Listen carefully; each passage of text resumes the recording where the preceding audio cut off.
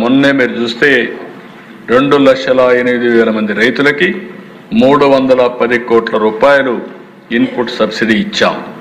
ఇంకో పక్కన దేశ ఫార్మ్ ఇంప్లిమెంట్స్ కానీ ఇండివిజువల్ ఫార్మర్స్కి 50% సబ్సిడీతో ఇచ్చాం.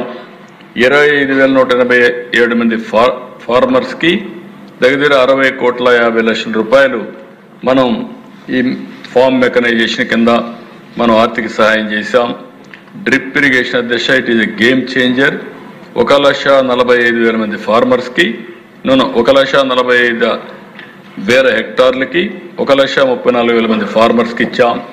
90% డ్రిప్ ఇరిగేషన్ సబ్సిడీ ఇచ్చి ఎస్సీలు అయితే 100% డ్రిప్ ఇరిగేషన్ సబ్సిడీ ఇస్తున్నాం. 10 ఎకరాల వరకు ఈ డ్రిప్ ఇరిగేషన్ ఎక్స్టెండ్ చేశామని చెప్పి కూడా నేను మీకు తెలియజేస్తున్నా. మార్కెట్ ఇంటర్వెన్షన్ అధ్యక్ష 5 సంవత్సరాల్లో ఒక్క పైసా ఇవ్వకుండా బడ్జెట్లో పెట్టామని చూపించి ఏమాత్రం కూడా సహకరించకుండా చేసి ఈరోజు మాయమాటలు మాట్లాడే పరిస్థితికి వచ్చారు. ఈ ప్రభుత్వం వచ్చే తర్వాత టొబాకోకి 270 కోట్లు, మ్యాంగోకి 200 కోట్లు, కోకోకి 12 కోట్లు, టమోటాకి 12 కోట్లు, కాఫీకి 2 కోట్లు, చిల్లీస్కి price deficiency payment with market fixed rate అట్ట 11,791 వచ్చి క్వింటాలు చేశాం.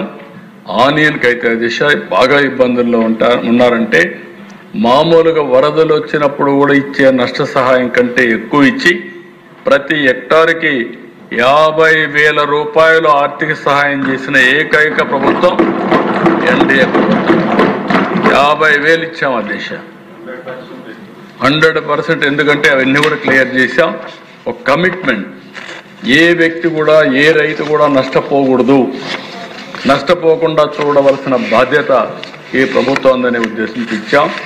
రైతు అంటే ఏమాత్రం ఇబ్బంది లేకుండా చేయడం కోసం ఇచ్చాం.